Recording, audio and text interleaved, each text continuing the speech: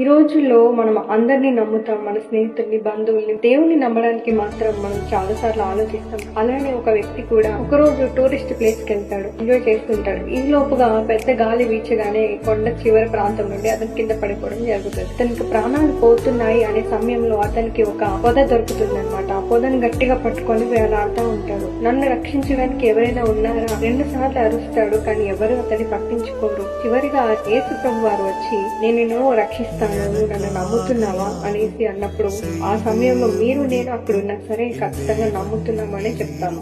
So అతను కూడా అలానే నేను నమ్ముతున్నాను అని చెప్పి అంటాం. నన్ను నమ్మితే నీ చేతిలో ఉన్న పొదని ఒక్కసారి వదిలేస్తే, యేసు ప్రభు వారు అనగానే, దేవుడు నన్ను రక్షించమంటే చంపేసేటట్టున్నావు, నేను వదలను అనేసి అంటాడు. నమ్మకం లేని చోట యేసు ప్రభు వారు ఉంటారు, ఉండరు.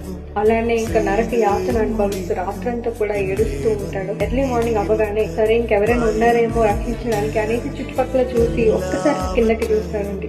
చూడగానే అతను నించున్న దానికి అండ్ భూమికి 2 అడుగుల దూరంలో మాత్రమే అతను ఉంటాడు.